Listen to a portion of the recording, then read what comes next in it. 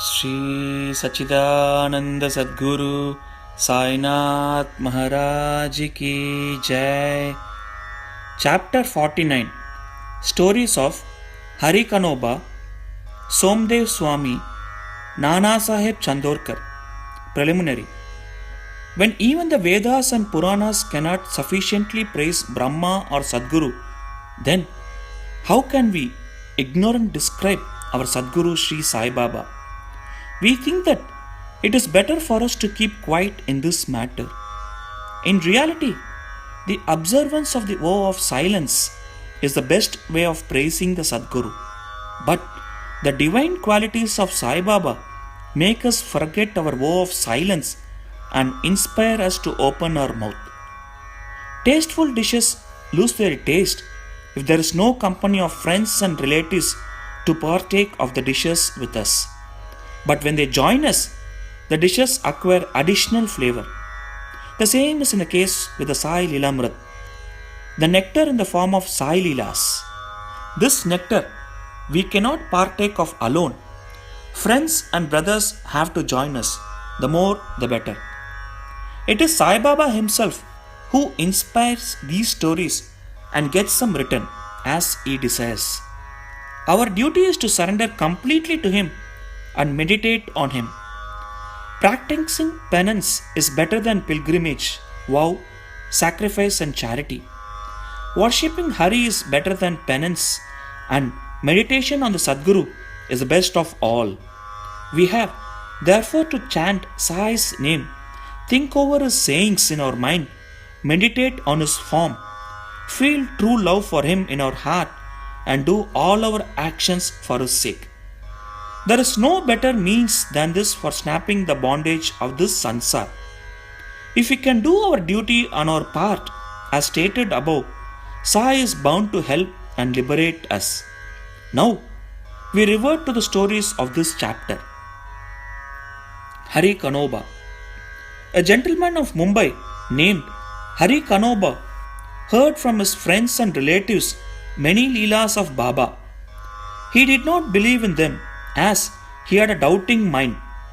He wanted to see Baba himself, so he came to Shirdi with some Mumbai friends. He wore a lace-bordered turban on his head and a new pair of sandals on his feet. On seeing Baba from a distance, he thought of going to him and prostrating himself before him. He did not know what to do about his new sandals. After going to one corner in the open courtyard, he placed them there and went to the masjid and had Baba's darshan. He made a reverential bow to Baba, took Udi and Prasad from Baba and returned. When he reached the corner, he found to his utter dismay that his sandals had disappeared. He searched for them in vain and returned to his lodging very much dejected. He bathed, offered worship and Naivedya, and sat down for his meal. But all this while, he was thinking about nothing but his sandals. After finishing his meal, he came out to wash his hands when he see a Maratha boy coming towards him. He held in his hand a stick, at the end of which was hanging a pair of new sandals. He said to the men who had come out to wash their hands that Baba sent him with a stick in hand and asked him to go on the streets crying, Hari ka beta, Jari ka feta, and that if anybody claims the sandals, first assure yourself that his name is Hari and that he is a son of Ka, that is Kanoba, and that he wears a lace bordered turban, and then give them over to him. On hearing this, Hari Kanoba was pleasantly surprised. He went ahead to the boy and claimed the sandals as his own. He said to the boy that his name was Hari and that he was a son of Kanoba, and showed him his lace-bordered turban. The boy was satisfied and returned the sandals to him. Hari Kanoba wondered in his mind that his lace-bordered turban was visible to all and Baba might have seen it. But how could he know that his name was Hari and that he was the son of Kanoba, as this was his first trip to Shirdi. He came there with the sole object of testing Baba and with no other motive. He came to know by this incident that Baba was a great Satpurish. He got what he wanted and returned home well pleased. Somadev Swami. Now, hear the story of another man who came to try Baba.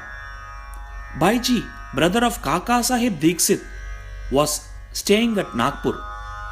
When he had gone to the Himalayas in 1906, he made an acquaintance with one Somadev Swami of Haridwar at Uttarkashi down the Gangotri valley.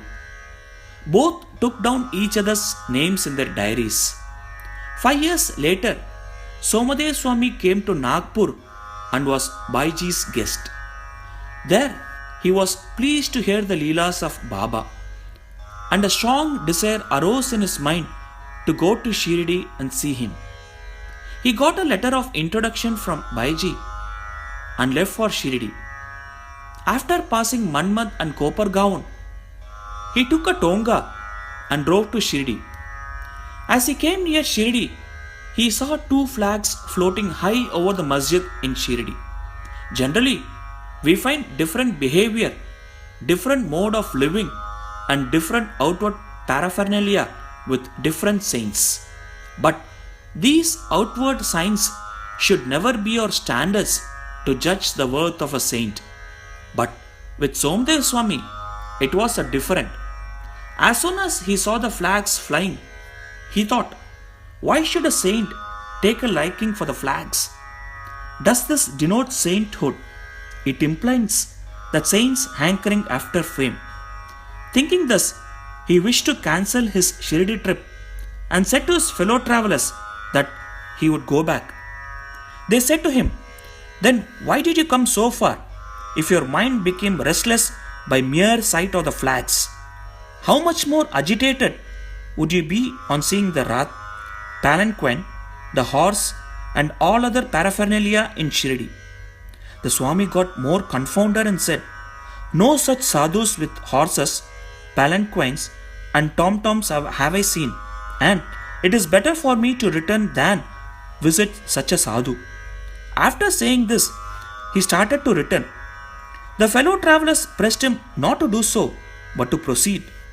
They asked him to stop his inconsistent way of thinking and told him that the sadhu, that is Baba, did not care a bit for the flags and other paraphernalia, nor for the name. It was the people, his devotees, who kept up all this paraphernalia out of love and devotion to him. Finally, he was persuaded to continue his journey, go to Shirdi and see Baba. When he went and saw Baba from the courtyard, he melted inside. His eyes were full of tears, his throat was choked, and all his evil and crooked thoughts vanished. He remembered his Guru's saying that is our abode and place of rest, where the mind is most pleased and settled. He wished to roll himself in the dust at Baba's feet, and when he approached Baba, the latter got wild and cried aloud, let all our humbug paraphernalia be with us. You go back to your home. Beware. If you come back to this masjid again, why take the darshan of one who flies a flag over his masjid? Is this a sign of sainthood? Remain there not a moment. The Swami was taken aback by surprise. He realized that Baba read his heart and spoke it out. How omniscient he was! He knew that he was least intelligent and that Baba was noble and pure. He saw Baba embracing somebody, touching someone with his hand, comforting others, staring kindly at some, laughing at others, giving Udi Prasad to some, and thus pleasing and all satisfying. Why should he be alone be dealt with so harshly? After thinking seriously, he came to realize that Baba's conduct responded exactly to his inner thought and that he should take a lesson from this and improve, and that Baba's wrath was a blessing in disguise. It is needless to say that later on, his faith in Baba was confirmed and he became a staunch devotee of Baba. Nana Sahib Chandorkar. Hematpan concludes this chapter with the story of Nana Sahib Chandrokar. Nana Sahib was once sitting in the masjid with Mahalsapati and others. A Mohammedan gentleman from Bijapur came with his family to see Baba. On seeing veiled ladies with him, Nana Sahib wanted to go away, but Baba prevented him from doing so. The ladies came and took the darshan of Baba. When one of the ladies removed her veil for saluting Baba's feet, Nana Sahib, who had a glimpse of her face, was so much smitten with her beauty and he wished to see her face again. Knowing Nana's restlessness of mind, Baba spoke to him after the lady had left the place. Nana, why are you getting agitated in vain? Let the senses do their allotted work or duty. We should not meddle with their work. God had created this beautiful world and it is our duty to appreciate its beauty. The mind will get steady and calm slowly and gradually.